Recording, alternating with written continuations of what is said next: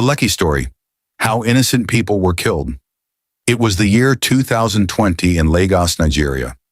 Young people across the country were tired of how police officers, especially the SARS unit, were treating them. Many young men and women had been harassed, beaten, arrested, and sometimes even killed for no reason. People wanted change. They wanted justice. So in October 2020, protests started. The protest was called #EndSARS. At first, people thought it would be small, but soon it grew big. Every state in Nigeria joined.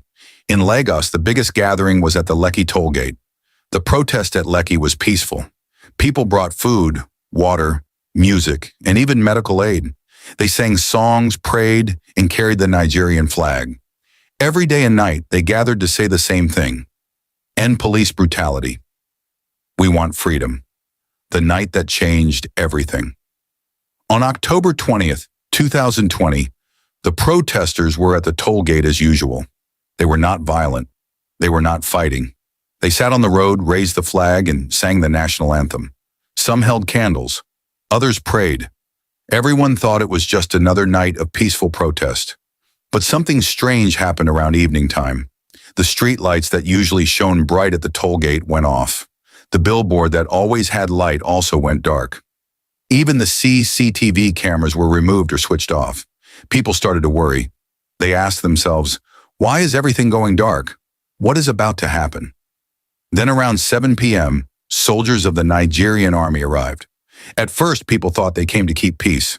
But soon the sound of gunfire filled the air. The soldiers started shooting bullets into the crowd. Fear, blood, and chaos. People screamed and ran. Some hid behind cars.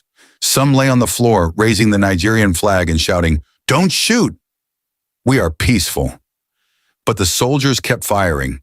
Young men and women fell to the ground, bleeding. Some died instantly. Others were crying for help. The road that was full of songs and prayers now became full of gunshots and blood. Many people used their phones to record what was happening. In those videos, the world could hear the cries of protesters and see the army shooting. Some people tried to carry the injured away, using clothes to stop the bleeding, but it was hard because the soldiers did not stop firing. Help was blocked. That night, even ambulances that came to rescue the injured were stopped. The soldiers would not allow them to enter. Protesters had to turn into doctors. They used their bare hands and little first aid to try to save lives. One young man who survived said, "I was lying on the ground holding the flag. I thought they would spare me, but the bullets kept coming. I saw people fall beside me. I will never forget that night after the shooting." When the gunfire finally stopped, many people were dead, and many others were wounded. The Lekki toll gate was covered in blood. Shoes, flags, and clothes of protesters were left scattered everywhere. Families at home kept calling their children, but some never answered again. The next day, people everywhere were angry and sad. Videos from the night spread across the internet. The whole world saw what happened. International leaders, celebrities, and human rights groups spoke out. They called it a massacre of innocent people, but the Nigerian army at first denied it. They said they were never there. Later, they admitted they were there, but claimed they only shot blank bullets. Protesters who survived told the truth. The army used live bullets, and people died. The pain that remains, till today, many families still mourn those they lost. Some people are still carrying the scars on their bodies. The Lekki toll gate has become a symbol of pain, courage, and sacrifice. The Lekki shooting showed the world the bravery of young Nigerians who wanted change, and also the cruelty of those who used guns against them.